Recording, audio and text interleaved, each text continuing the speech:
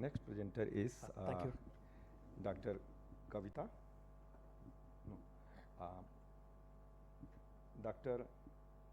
Bhavini, and she will talk on the choroidal metastasis leading to sudden vision loss in rectal adenocarcinoma, a case study. So, good afternoon, everyone. I would be presenting an interesting case of choroidal metastasis. So, we all know that choroidal metastasis is an uncommon but significant manifestation of systemic malignancies occurring in approximately 2 to 9% of the patient with metastatic cancer. The ocular metastases are predominantly located in the choroid due to its rich vascular supply, and the gastrointestinal cancers, which are rare, including the rectal adenocarcinoma, can spread to the choroid. So the purpose is to report a case of sudden decrease of vision in a patient of rectal adenocarcinoma, highlighting the rare occurrence of choroidal metastasis post initial successful treatment of the carcinoma. So a 34-year-old male present with a history of rectal adenocarcinoma, initially treated with surgical resection and local radiation, presented with sudden painless decrease of vision in his left eye. His oncologic history included a disease-free interval of 6 months followed by local recurrence requiring additional radiation therapy 3 months prior to the presentation. His initial histopathological examination of original rectal lesion confirmed the presence of moderately differentiated adenocarcinoma.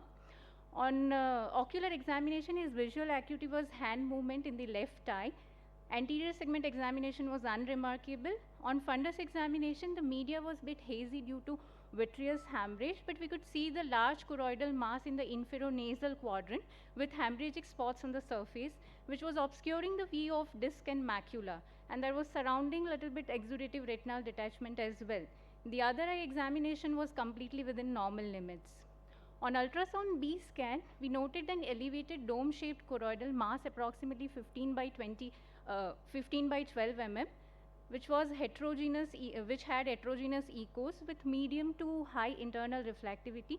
There was no evidence of calcification or acoustic hollowing, and surrounding minimal SRF was present. We suggested patient for the MRI, and it also concluded with the finding of 15 by 17 by 17 mm tumor in the posterior pole. The whole body PET scan was done by the oncologist, and they confirmed the metastatic spread in and beyond the eye. There was a spread to the CNS as well as the lungs. They started him on the systemic chemotherapy with injection oxaliplatin and tablet capecitabine was initiated, but unfortunately patient did not respond and patient died within 10 days of starting the treatment. So to discuss with, ocular metastasis is most commonly seen in breast carcinoma followed by lung carcinoma, but rarely it can arise from gastrointestinal tract, prostate, kidney and skin as well. The ocular metastasis from rectal adenocarcinoma is rare, and when present it typically occurs late in the disease course and is considered a poor prognostic sign as in our patient. So to differential diagnosis include for such malignancy includes a choroidal melanoma, inflammatory lesion, vascular tumor, which necessitates imaging and confirmation. So the management of choroidal metastasis depends on the systemic status of the patient, along with number of choroidal tumors, its location, and the laterality. Observation is preferred in patients with poor systemic status. Systemic chemotherapy, immunotherapy, hormone therapy, or whole eye radiotherapy if the metastases are multifocal and bilateral. The plaque radiotherapy, transpupillary radiotherapy, or photodynamic therapy for the solitary metastasis. Sometimes enucleation is required for blind, painful eye and to prevent the spread.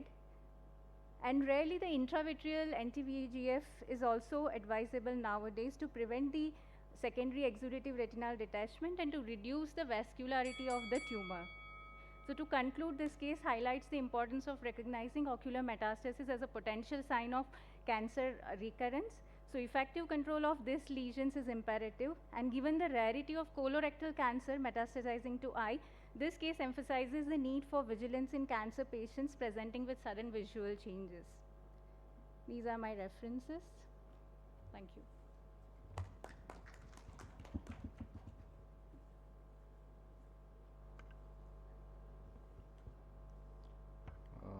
Dr. Bhavini, that was a quite interesting case.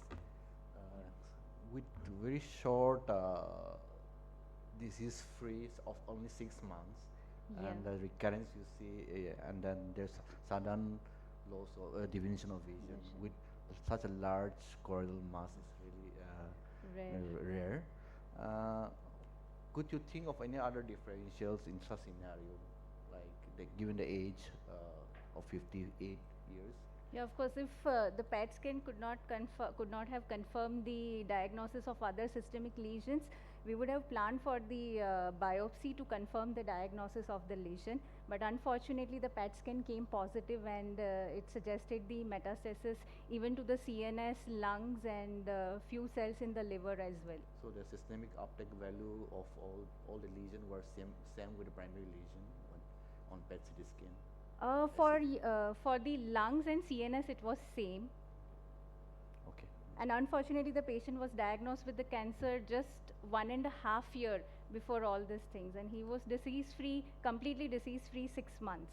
And then again, he was diagnosed with local recurrence, but at that time also they did the PET scan, but there was no systemic metastasis. So systemic metastasis was like quite fast within 3 months. Okay, thank you. Thank you.